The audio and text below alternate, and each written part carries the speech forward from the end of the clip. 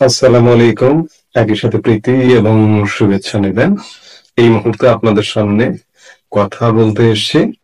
এবার জাতিসংঘ আওয়ামী লীগ নিষিদ্ধ নিয়ে উদ্বেগ প্রকাশ করলো।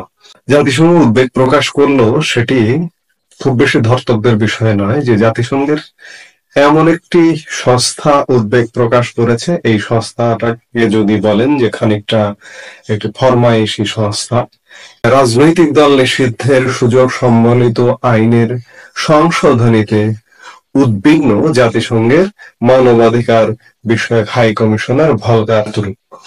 আমি এই সংস্থাটি নিয়েই প্রশ্ন তুলতে চাই এজন্য যে সারা পৃথিবীতে মানবাধিকার রক্ষায় মানবাধিকার লঙ্ঘনে এই প্রতিষ্ঠানটি আসলে কি অবদান রেখেছে সে ব্যাপারে সবচেয়ে বড় প্রশ্নটি রয়েছে যে এরা শুধু লাঠি ঘোরাতে পারে, ছড়ি ঘোরাতে পারে। যেসব দেশ পৃথিবীতে মাথা উঁচু করে দাঁড়াতে পারে না বছরের পর বছর, সেসব দেশের মানবাধিকার নিয়ে কাজ করে। কিন্তু পৃথিবীর যারা অর্থনৈতিক ভাবে স্বয়ংসম্পন্ন সেসব দেশেও হাজারো মানবাধিকার লঙ্ঘনের ঘটনা ঘটে যায়, কিন্তু সেগুলো পাপ প্রদীপের আলোয় আসে না, মানবাধিকার হাই কমিশনের দৃষ্টিতেও আসে না। সেই কমিশন এবার বাংলাদেশ আওয়ামী লীগের নিষিদ্ধ নিয়ে উদ্বেগ প্রকাশ করেছে। ঠিক আছে, আমরা এটিকে সাধুবাদ জানাই। আওয়ামী লীগকে যেভাবে নিষিদ্ধ করা হয়েছে সেটি আসলে বিধিসম্মত নয়। এটি দেশে বিদেশে আমরা সবাই বলছি, আমরা কিন্তু তারপরেও গায়ের জোরে আওয়ামী লীগের কার্যক্রমকে নিষিদ্ধ করেছে বর্তমান অন্তর্বর্তীকালীন সরকার। খবরে বলা হচ্ছে যে সোমবার জেনেভায় জাতিসংঘের 59তম মানবাধিকার পরিষদে উত্থাপিত বার্ষিক প্রতিবেদনে আওয়ামী লীগ নিষিদ্ধের বিষয়ে উদ্বেগের কথা জানানো হয়। হাই কমিশনারের অফিসে প্রচারিত বিবৃতিতে ভলকার তুর্কের বক্তব্য তুলে ধরা হয়। বাংলাদেশ বিষয়ে জাতিসংঘের মানবাধিকার বিষয়ক হাই কমিশনার বলেন যে রাজনৈতিক দল ও সংগঠন নিষিদ্ধ করার সুযোগ তৈরি করে সম্প্রতি আইনে পরিবর্তন আনা এবং এ সংক্রান্ত সব কর্মকাণ্ড নিয়ে আমি উদ্বিগ্ন। এটা অন্যায্যভাবে সংগঠনের স্বাধীনতা, মত প্রকাশের স্বাধীনতা ও সমবেত হওয়ার স্বাধীনতাকে সীমিত করবে।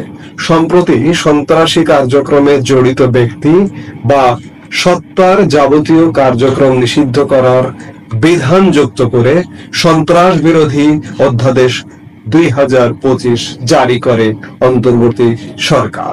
এই অধ্যাদেশের আলোকে বাংলাদেশ আওয়ামী লীগ এবং এর সব অঙ্গ সংগঠন, সহযোগী সংগঠন ও ভ্রাতৃপ্রতিম সংগঠনের নেতা কর্মীদের আন্তর্জাতিক অপরাধ ট্রাইব্যুনালে বিচার কার্য সম্পন্ন না হওয়া পর্যন্ত তাদের যাবতীয় কার্যক্রম নিষিদ্ধ করা হয়।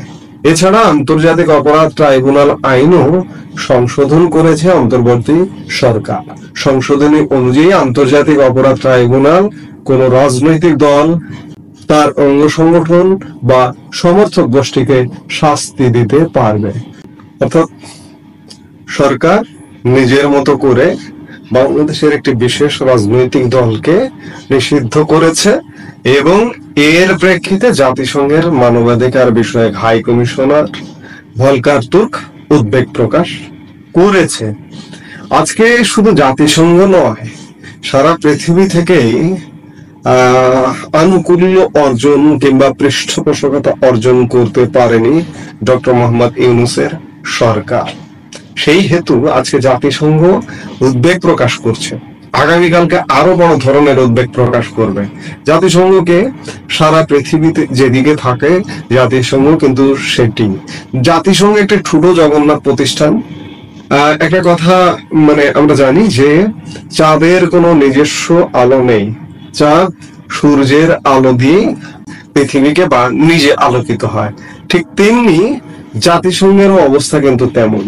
জাতিসংঘ কিন্তু সূর্য নয়, সূর্যের আলোকচ্ছটা ছড়িয়ে জ্বালিয়ে দেবে, পুড়িয়ে দেবে বা আলো ছড়াবে তা নয়। জাতিসংঘে অন্যের আলো দিয়ে চলে। যেটি হোক না কেন জাতিসংঘ উদ্বেগ প্রকাশ করেছে। আর যেটি বলছিলাম যে সারা পৃথিবীতে কূটনৈতিক ভাবে ডক্টর মোহাম্মদ ইউনূসের কোনো অর্জন নেই।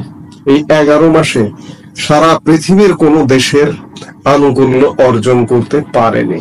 শুধুমাত্র মার্কিন যুক্তরাষ্ট্রের দুর্বিসন্ধি আছে এই অঞ্চলে।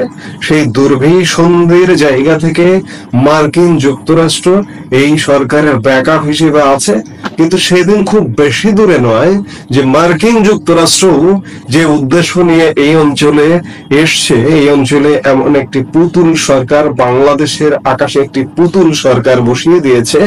এই সরকারটি বিদায় নেবে, মার্কিন যুক্তরাষ্ট্র যখন পিছু হটবে তখন এই সরকারটিও পিছু হটতে বাধ্য হবে। আপনি দেখুন, আমি দুই একটা উদাহরণ দিয়ে আলাপটি শেষ করতে চাই। এই যে ডক্টর মোহাম্মদ ইউনূস, তিনি বলেন যে তিনি বিশ্ব খেলোয়াড়, তার কথা বিশ্ব শোনে না, কেউ শোনে না। এই উদাহরণগুলো বারবার দিয়েছি, আবারও বলছি। ডক্টর মোহাম্মদ ইউনূস ইউরোপিয়ান দেশগুলোকে ডেকে, ক্ষমতা নেবার কয়েক মাসের মধ্যে ইউরোপিয়ান দেশগুলোকে ডেকে বলেছিলেন যে বাংলাদেশে যেহেতু আপনাদের কোনো দূতাবাস নেই, সেহেতু আপনারা বাংলাদেশ থেকে বিশেষ কোনো অফিস বা কোনো কিছু সেন্টার করে ভিসা এবং অন্যান্য আনুষঙ্গিক কার্যক্রম করুন, আপনাদেরকে অনুরোধ। ইউরোপিয়ান দেশগুলোর আজ পর্যন্ত কেউ ডক্টর ইউনূসের কথায় ভ্রুক্ষেপ করেনি। তেমনি ভাবে ডক্টর মোহাম্মদ ইউনূস 11 মাস রাষ্ট্র ক্ষমতায়, আজ পর্যন্ত আমরা ডক্টর মোহাম্মদ ইউনূসকে দেখলাম না যে কোনো দেশ, পৃথিবীর কোনো দেশ ডেকে নিয়ে আমন্ত্রণ জানিয়ে সসম্মানে অভ্যর্থনা জানিয়ে সংবর্ধনা দিল। এই যে ডক্টর মোহাম্মদ ইউনূস পৃথিবীর কোন সরকার প্রধান বা রাষ্ট্রপ্রধানের চাইতে ডক্টর মোহাম্মদ ইউনূস রেকর্ড বিদেশ সফর করেছে, 11টি বিদেশ সফর, সর্বশেষ বিতর্কিত যুক্তরাজ্য সফর সহ প্রত্যেকটি সফর বিতর্কিত, কোনটি সফর দ্বিপাক্ষিক নয়, রাষ্ট্রীয় কোষাগারের অর্থ খরচ করে সফর। তো সেই জায়গায় পৃথিবীর কোথাও গিয়ে ডক্টর মোহাম্মদ ইউনূস যে উষ্ণ অভিনন্দন, উষ্ণ অভ্যর্থনার শিকার হচ্ছেন তা কিন্তু নয়। আমি ডক্টর মোহাম্মদ ইউনূসকে আমি ছোট্ট একটি উদাহরণ দিয়ে বলবো। আমাদের ঠিক পাশের দেশ ভারত, ভারতের প্রধানমন্ত্রী নরেন্দ্র মোদী পৃথিবীর যে কোনো দেশ সফর করতে যখন যান, এয়ার ইন্ডিয়া থেকে তিনি এয়ার ইন্ডিয়া ওয়ান, নরেন্দ্র মোদীর যে বিমানে সফর করেন, এয়ার ইন্ডিয়া ওয়ান থেকে নামার মুহূর্তটা যদি ডক্টর মোহাম্মদ ইউনূস এবং ইউনূসের পরিষদটা যদি দেখেন, ভিডিও আছে, নরেন্দ্র মোদীর ইউটিউব চ্যানেলে আছে, নরেন্দ্র মোদীর ফেসবুক এবং সামাজিক সোশ্যাল মাধ্যমের যেসব প্ল্যাটফর্ম আছে সেগুলোতে ভিডিওগুলো আছে। দ্বিপাক্ষিক সফরটা কারে বলে, কত প্রকার, নরেন্দ্র মোদীর সফরগুলো একটু দেখেন। নরেন্দ্র মোদী প্রত্যেকটা দেশে যান, প্রত্যেকটা দেশ উষ্ণ আতিথেয়তার সাথে তাকে গ্রহণ করে। আমরা কম্পেয়ার স্বাভাবিকভাবে আজকের পৃথিবীতে তুলনা চলে আসে। সেই জায়গা থেকে ডক্টর মোহাম্মদ ইউনূসকে কে গ্রহণ করে, কে রিসিভ করে? কেউ করে না। ডক্টর মোহাম্মদ ইউনূস নিজ গরদে নিজের দেশের আমার আপনার জনগণের পয়সা খরচ করে সারা পৃথিবী সফর করে বেড়াচ্ছেন।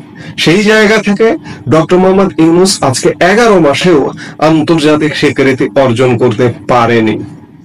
কাজেই ডক্টর মোহাম্মদ ইউনূস আর আন্তর্জাতিক স্বীকৃতি অর্জন করতে পারবেন না।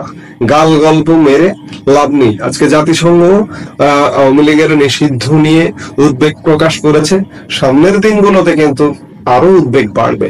এক মার্কিন যুক্তরাষ্ট্র ছাড়া বাকি জাতিসংঘ সাধারণ পরিষদের স্থায়ী সদস্যরা ডক্টর মোহাম্মদ ইউনূসের সরকারের পৃষ্ঠপোষকতায় নেই। কাজে মানবাধিকার কমিশন সামনের দিনগুলোতে আরো কড়া কথা বলতে বাধ্য হবে। সেদিন খুব বেশি দূরে নয়, সেদিন আসছে খুব শীঘ্রই। এই মুহূর্তে এ পর্যন্ত, সবাই ভালো থাকুন।